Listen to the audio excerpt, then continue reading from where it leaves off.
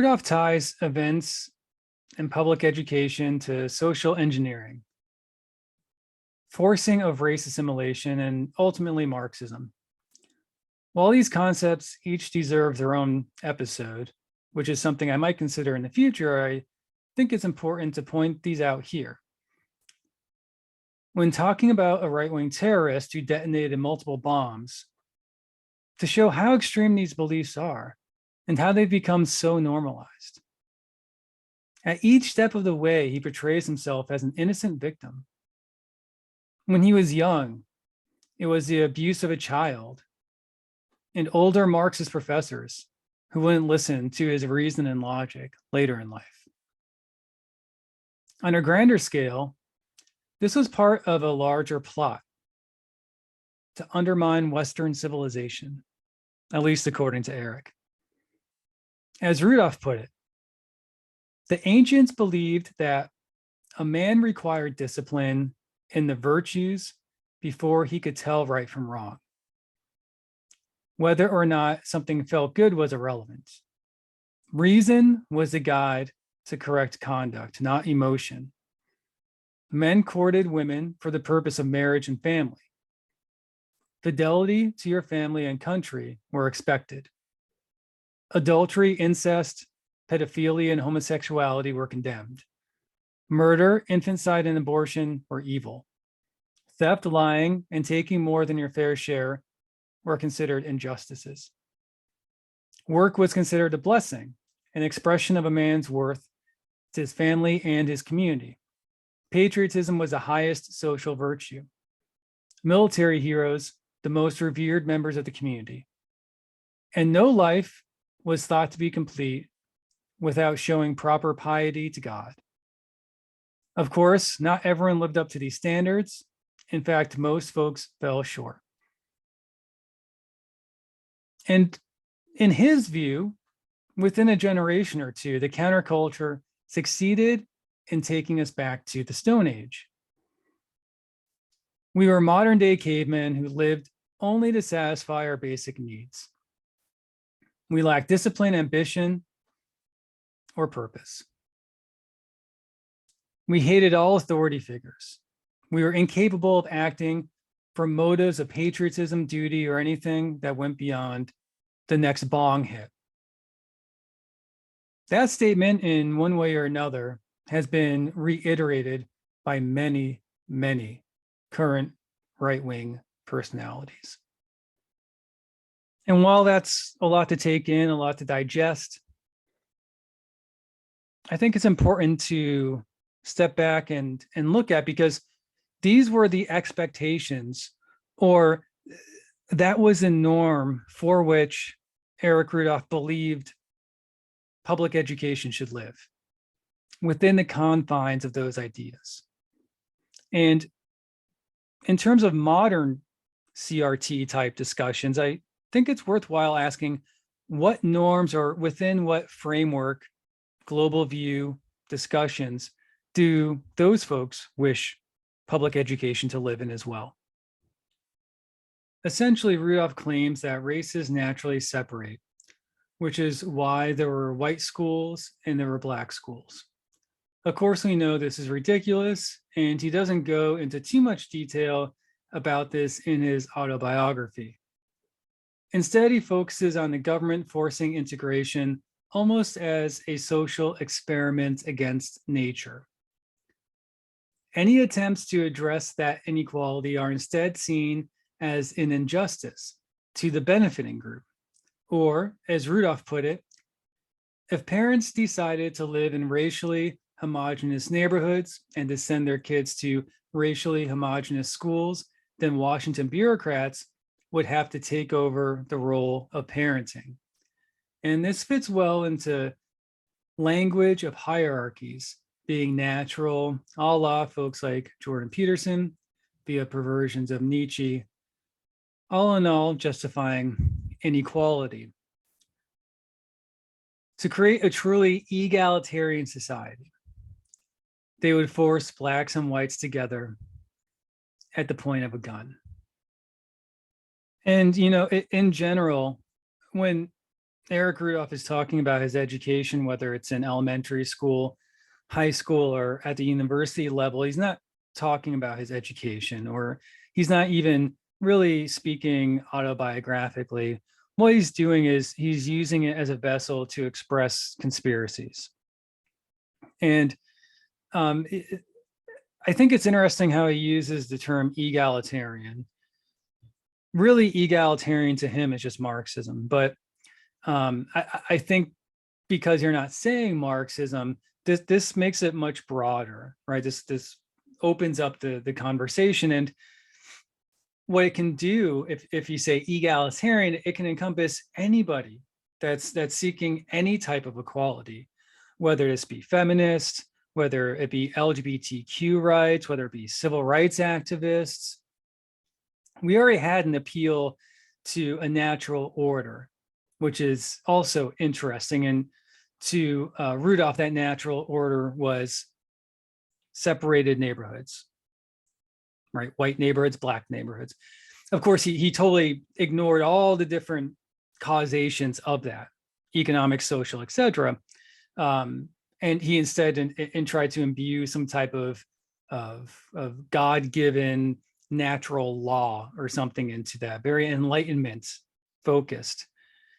And using the term egalitarian, I can't help but think of how people in today's world, whether it's a politician using something a bit rougher around the edges, like the woke mob or something, or whether it's more refined, like our intellectual dark web type folks talking about the postmodernists, right? When really, or neo-Marxists. It's just an interesting observation. Again, seeing how language is manipulated to make it loaded with all this baggage and context, which when you break it apart and deconstruct it, is really just more Bircher-esque Marxist conspiracy. Lee Atwater discussed using coded racist language for Ronald Reagan's presidential campaign. In a recorded interview, he described the evolution of race, going from using the N-word in the 1950s to more abstract ideas. And one of these abstract ideas, along with taxation, was busing.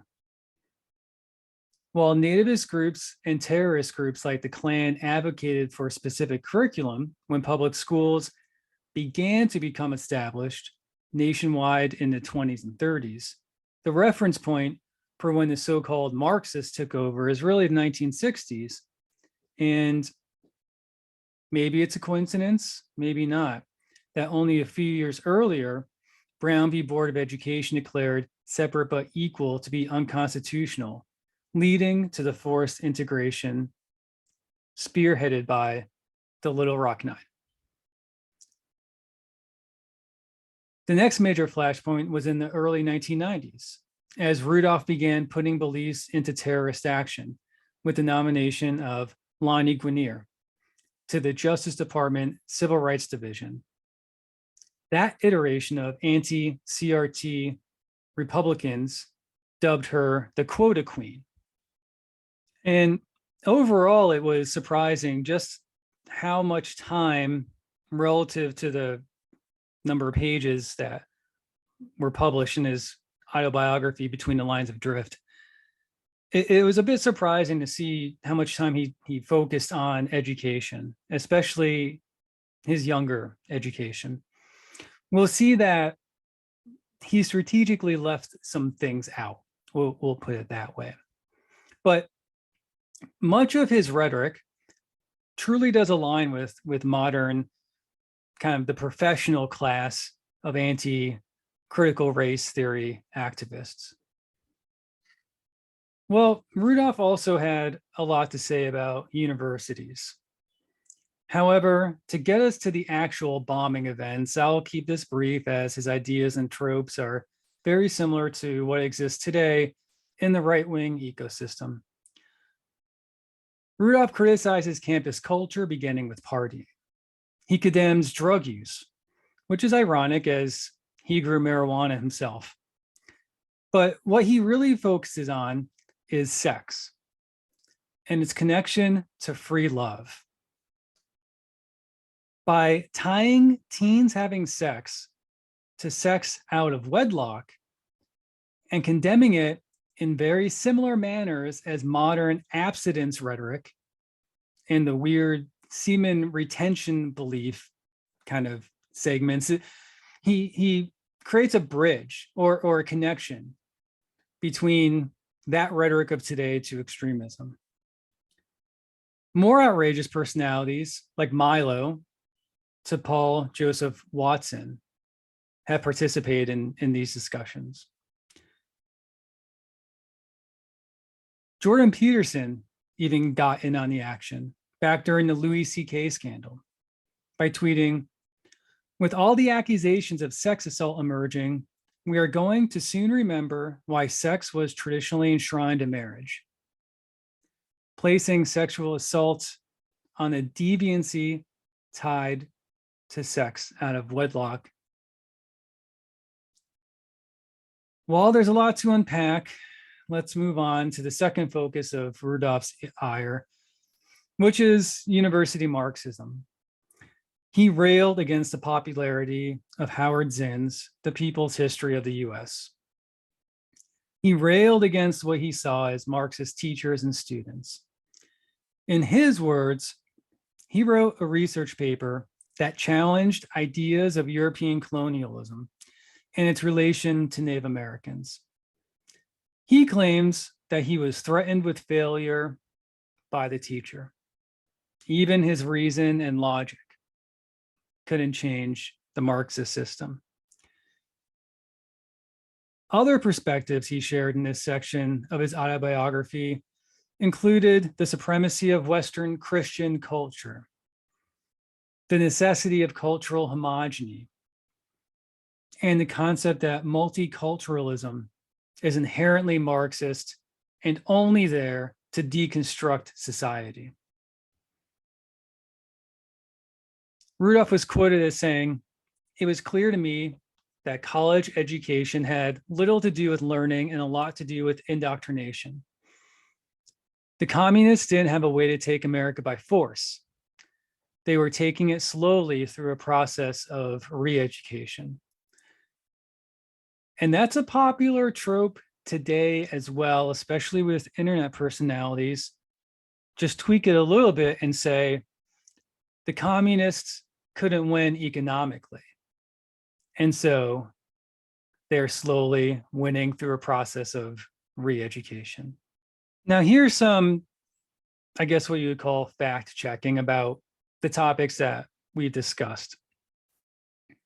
Through all the grievances that were expressed by Eric Rudolph in his education experience, Eric Rudolph mostly attended private Christian schools.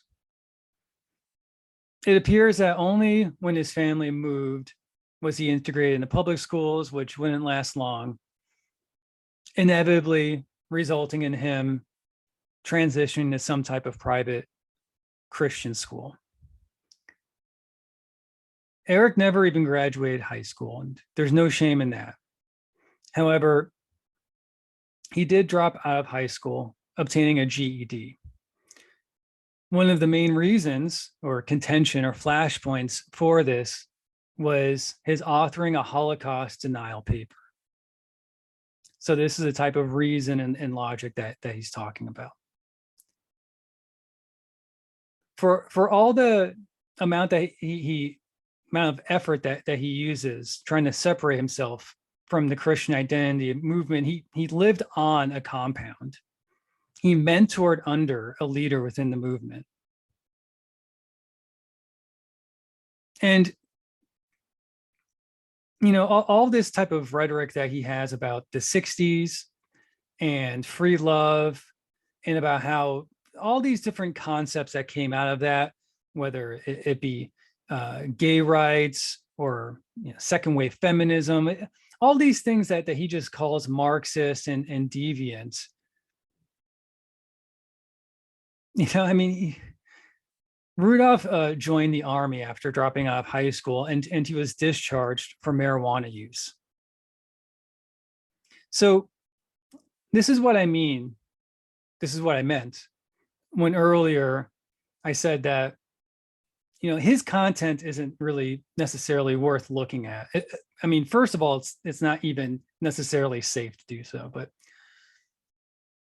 the content is all biased, and it's so biased that unless you're looking at this academically, there's really no purpose in looking at it at all.